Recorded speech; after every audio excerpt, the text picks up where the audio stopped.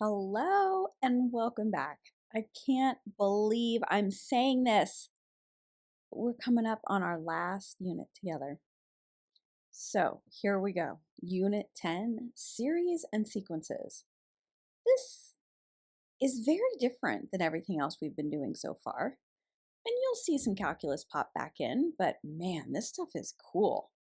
So today, we're going to determine whether a series converges or diverges. But first we have to figure out what's a series and what's a sequence. We're going to start with sequences. A sequence is just a list of terms arranged in a particular order, like this. And we would call 3 a sub 1, and 8 a sub 2, and 13 a sub 3, 18 a sub 4, and so on. So this sequence is symbolized by a sub n, where that little n there is called the index. An explicit formula that will generate any term in the sequence is called an nth term expression. So for this particular expression, the nth term expression would be 5n minus 2. Because notice, if we plug in like 4 to this nth term expression, we get 5 times 4 minus 2, aha, that's 18. In a geometric sequence, that's a specific kind of sequence that we're going to spend a lot of time on. Every term is multiplied by a constant number called a common ratio to get the next term. So look at this first one. Do you see a pattern in those numbers? Well, every number is being multiplied by 3 to get the next number. So we say it has a common ratio of 3. What about this bottom one? Going from 1 to a half to a fourth to an eighth. The common ratio for this one is 1/2. If a sequence has a finite limit as n approaches infinity, we're back to limits, we say that the sequence converges to that limit. So these are the ones from the previous slide. Look at these numbers. You've got 1, 1/2, 1/4, 1/8. As those n's grow, as those terms get further and further into the sequence, what are the terms doing? As n approaches infinity, this nth term, it goes to 0. So we say that this sequence converges to 0. Now, if a sequence does not have a finite limit as n approaches infinity, we say that the sequence diverges. So this second one here, if you take the limit as n approaches infinity, well, these numbers are just going to keep growing and growing and growing. They're just going to infinity. So we say that this sequence diverges. So I'm going to show you some geometric sequences, and we're going to figure out if they converge or diverge. This first one looks a lot like one we've already done before, and we'll focus on this nth term right here. And so that nth term, if you take the limit as n approaches infinity, this nth term is going to 0. So this sequence converges to 0. All right, part B. This one, it's saying it has a common ratio of 3/5. It doesn't give us all the numbers that begin the sequence, just tells us the nth term. Of course, we could figure out what these look like: 3/5, 9/25, 27 over 125, and so on. Where does it look like those numbers are going? Well, let's take the limit as n approaches infinity of 3/5 to the n, and that's also going to 0. So we have another sequence that's converging to 0. All right, C, same thing. They're giving us only an nth term, And this time, the common ratio is 5/3. So it's just flipped of the one ahead of it. So let's look at some of those terms. The first term, second term, 5/3, 25/9, 125/27. Look at how the top on this one is growing faster than the bottom. So the limit as n approaches infinity of 5/3 to the n, that's infinity. So we say that the sequence diverges. Bit of a shortcut here. A geometric sequence converges to 0 if the absolute value of the common ratio is less than 1. A geometric sequence diverges if the absolute value of the common ratio is greater than 1. For example 2, we're going to look at a bunch that are not geometric sequences. But we can still take the limit as n approaches infinity and see what's going on. So for part A, what is this sine function doing? As n approaches infinity, the sine function is going up and down and up and down. There is no limit on that one, so we would say that that sequence diverges. B. Well, if we take the limit as n approaches infinity of this fraction, it's talking about the end behavior of this graph. And so there's our limit right there, 3/5. So we'll say that one converges to 3/5. So C here is a little bit weird. We're starting with 3, and then we're adding -1 to the n. Well, if n is an odd number, that means we'll subtract 1 from 3. If n is an even number, that means we'll add 1 to 3. So you go 2, 4, 2, 4, 2, 4, and so on and so on and so on. So the limit as n approaches infinity, kind of like the sine function, it just bounces up and down. There is no limit, so that one also diverges. D, the limit as n approaches infinity of the natural log of n over n. Well, if you plug in infinity to those, you get infinity over infinity.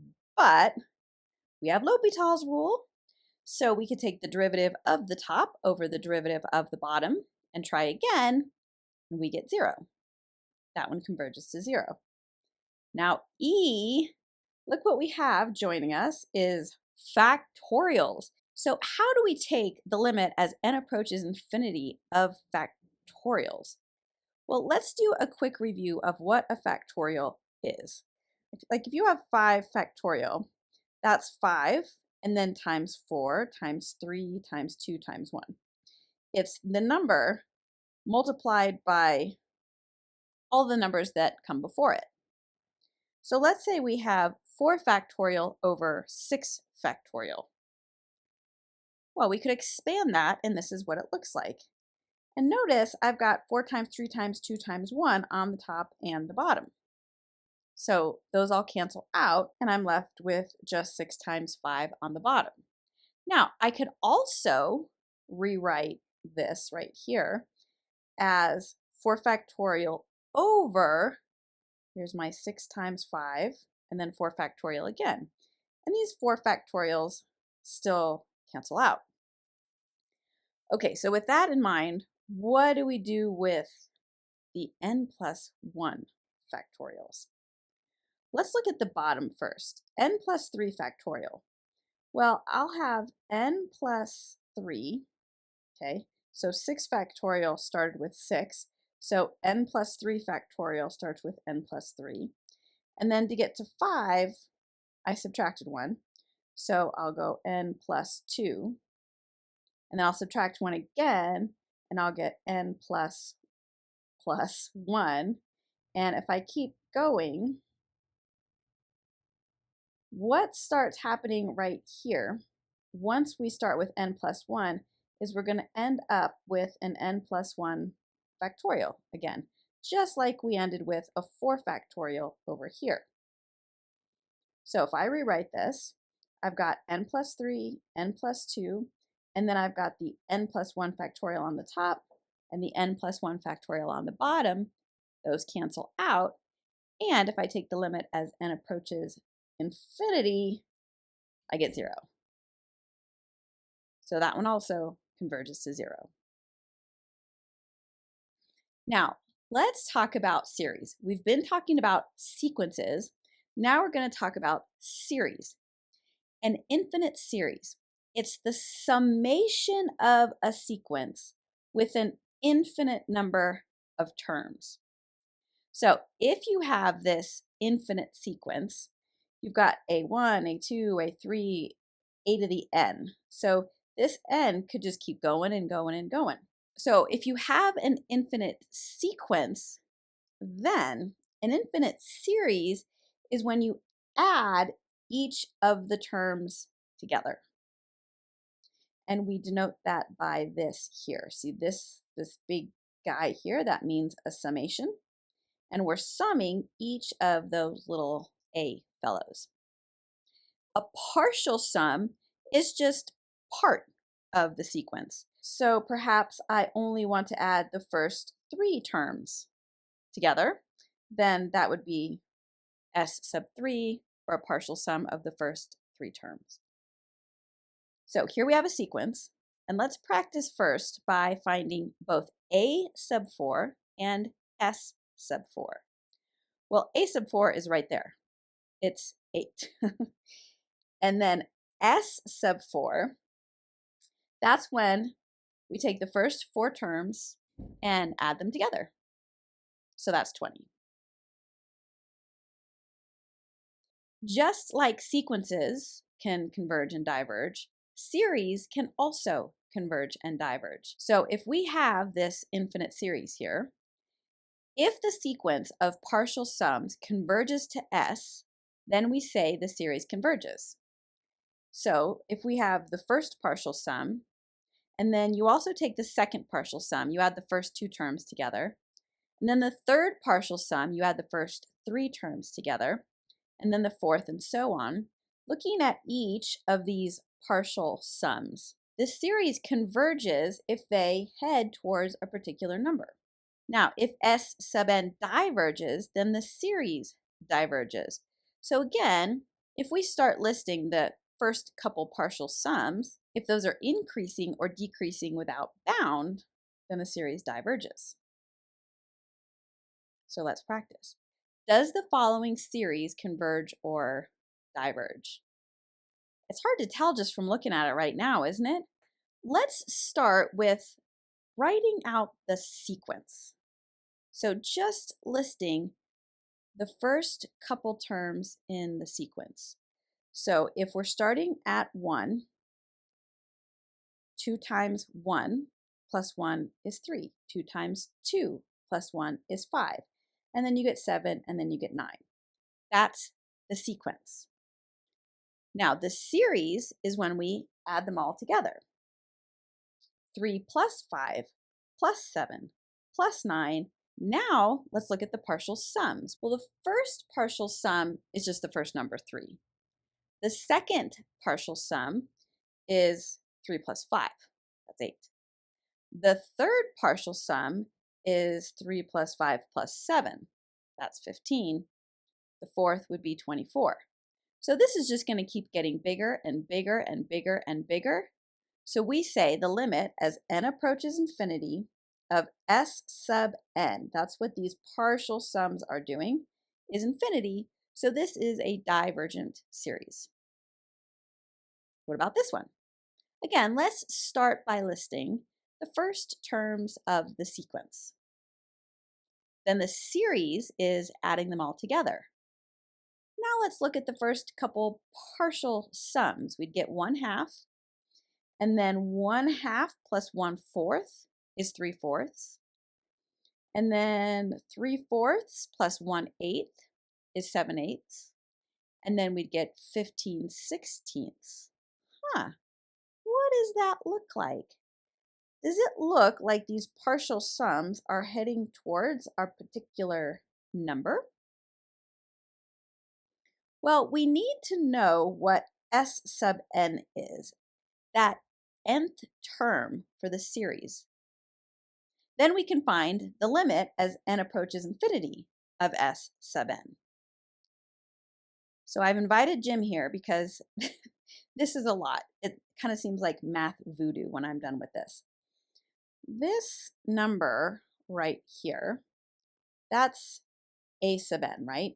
A sub n. So if I were to write out the series, it would look like a sub 1 plus a sub 2 plus a sub 3 all the way to adding a sub n.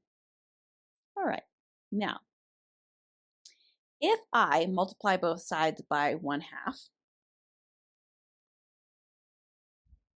then the exponents all jump by 1, okay? So I've got, instead of 1/2, my first term is 1/2 squared, and then 1/2 cubed, and so on and so forth. And over here, I've got a 1/2 in front of s sub n. And on the very end, my exponent on the bottom, I just added 1. So 1/2 to the n plus 1. Now what I'm going to do is I'm going to subtract the bottom series from the top series. This is so cool. Watch how this happens. When I do that, I've got some stuff that subtracts out. See this? So what am I left with? Well, I've got the 1/2 still hanging out, and I've got the 1/2 to the n plus 1 hanging out. And then I've got s sub n minus 1/2 s sub n. Huh. Okay, now s sub n minus 1/2 s sub n is 1/2 s sub n. And then these are the same here. And then if I divide both sides by 1/2 or multiply both sides by 2, look what I have. I have an s sub n term, which is what I needed. So now I can take the limit as n approaches infinity of that s sub n term. And if I do that, I get 1 minus, this is going to go to 0. 1 minus 0 is 1. So indeed, these partial sums looked like they were headed to 1. That's pretty close to 1. And indeed, the limit as n approaches infinity of this series is 1. So we'd say that it converges. Now, what's the difference between a sequence and a series converging? We just found this series converging to 1, but this looks a lot the same, right? This is a geometric sequence, okay, and it has a common ratio of 1/2, which is less than 1. So this sequence converges to 0. If I take this sequence and turn it into an infinite series, what's happening is the terms approach 0, but the sum of all the terms approaches 1. That can get a little bit confusing. Example 6, we have an infinite series. We're summing up a to the n, and it has an nth partial sum of. They're telling us what s sub n is. It equals n over 4n minus 1 for all n greater than or equal to 1. So what's the sum of this series? Well, we take the limit as n approaches infinity of our s sub n. It's 1/4. We're done with that one. How about a calculator question? Find the partial sum, s sub n, of this series for n equals 200, and 1,000. I don't want to find 200 terms of these, and I certainly don't want to find 1,000 of them. So in your calculator, you can actually just have it do the work for you. The TI-84, if you hit the math button and go down to 0, look at, there's a summation notation there. So for this first one, I'm summing up the first 200 terms of these, and I get 7.45, blah, blah, blah. If I do the first 1,000 terms, I get, oh, look at 7.49. Isn't that interesting? It looks like if I kept going, and if you want to, put in bigger and bigger numbers, maybe it's going to 7.5. we'd have to do some further digging on that. So there we go, your introduction to sequences and series. We know what they are. We can figure out to some extent whether they converge or diverge. In the next couple lessons, we're going to actually learn some tests that will help us determine if a series converges or diverges. So I'll see you there.